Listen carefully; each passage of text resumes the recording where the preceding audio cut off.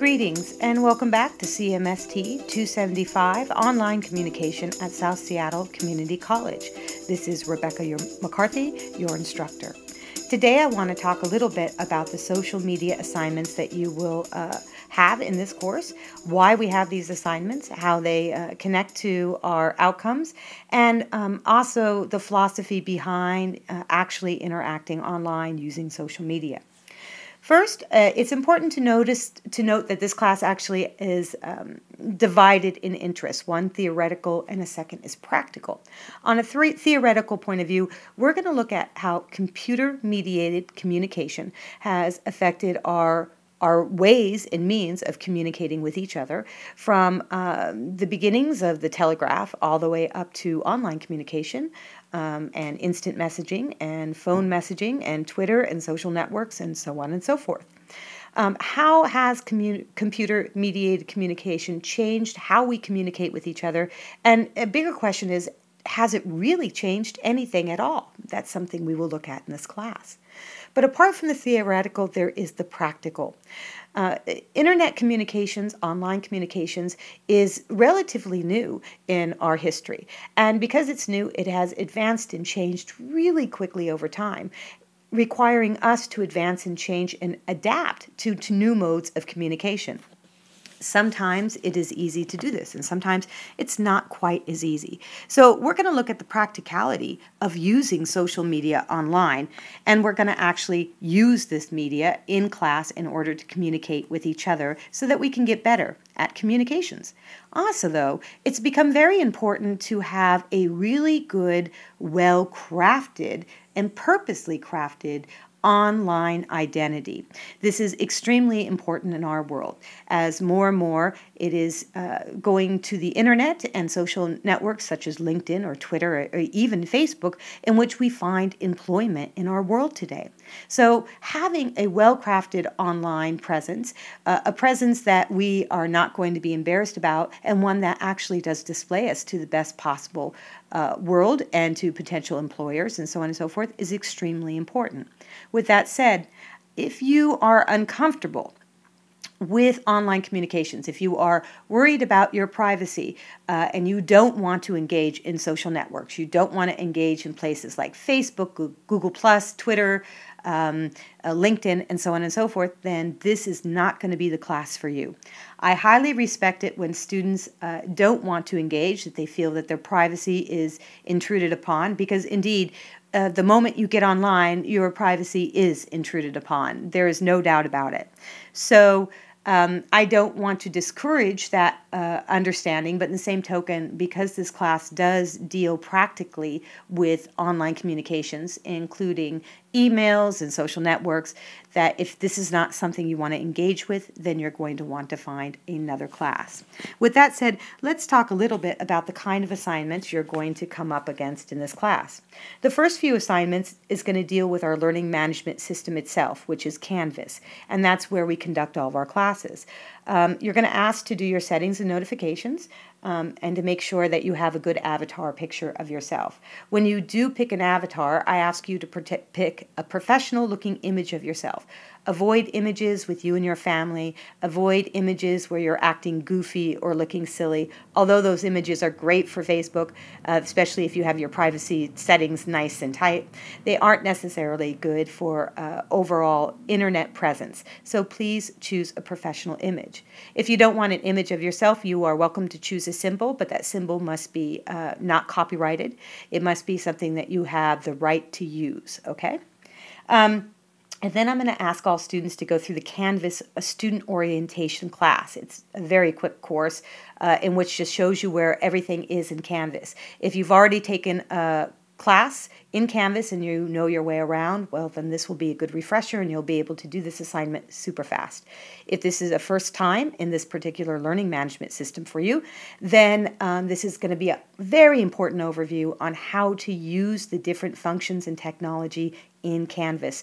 It will become very important. It'll teach you how to submit assignments, how to answer discussion posts, and so on and so forth. After that, then we get into the real thick of it.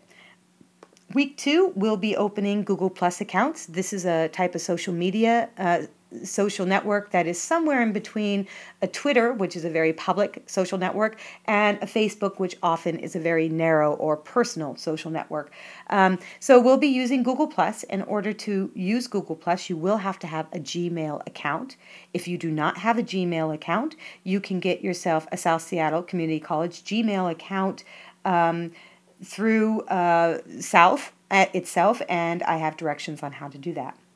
On week 2, we're going to learn how we can circle people in Google+, and we're going to circle our class so that we have a closed network of just all of us, and then we will learn when to send messages publicly and when to send messages to a closed network and how to do that. Week 3, we're going to be looking at how to week 4 that would be. We're going to be looking at how to write for social media. How do we write for email as compared to a Facebook update, as compared to a Google Plus update, as compared to an instant message on our phone or a Twitter message? Every different platform requires different rules, and we're going to learn the etiquette, and we're going to master the etiquette. So by the time you are out of this class, you'll know what a hashtag is, you'll know how to write a professional email, you'll know how to communicate in these different types of social networks, and also if a new social network comes up, you'll have a better idea of how to decide how to communicate on that particular social network yourself. This is a recurring assignment that we will be doing a great deal. You will also be asked to create a LinkedIn account. LinkedIn is a social network that is mostly business oriented, but it's really quite fantastic because it's now grown into a space in which people are getting jobs and employers are looking for potential employees. It's a place where you can put your resume online and then keep it updated. And this is going to be, it is right now a very important social network, but I suspect it's going to continue to be as we grow up with social media. It's interesting to note that when I was younger, you went to the newspaper to find a job. Today, if you want to look for a job, you want to look on Twitter, you want to look on Facebook, you want to look on LinkedIn. That, places like career.com or Monster, that they're also good places to find a job, but actually more aggressive job seekers and job posters are on social networking. So something to keep in mind. We're also going to look at how to make what's called a virtual resume or an infographic resume. Now, you've probably seen these infographics around all over the place on the internet. An infographic is an image that also gives research or important information about a particular topic, and it does so in a visual form. Resumes now, especially for many different fields, are also going into this infographic kind of stage. So we're going to create one that we can do online for free, and we're going to link it to our LinkedIn account and also to our Google profile. And I want to end this podcast, if you will, on this idea of a Google profile.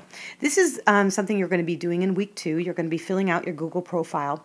And a Google profile is important because this becomes a hub space where people who are seeking information about us can go to, and where we, the editors or the composer of this particular profile, can specifically send people out to different places to find out about us. So if we have a blog, we can send people out to a blog. If we have a LinkedIn account, we can specifically send them to our LinkedIn account.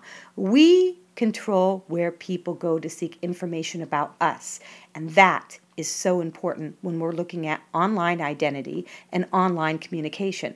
How do we author our identities online, and how do we manage and edit those identities should somebody else try to compose our identity for us?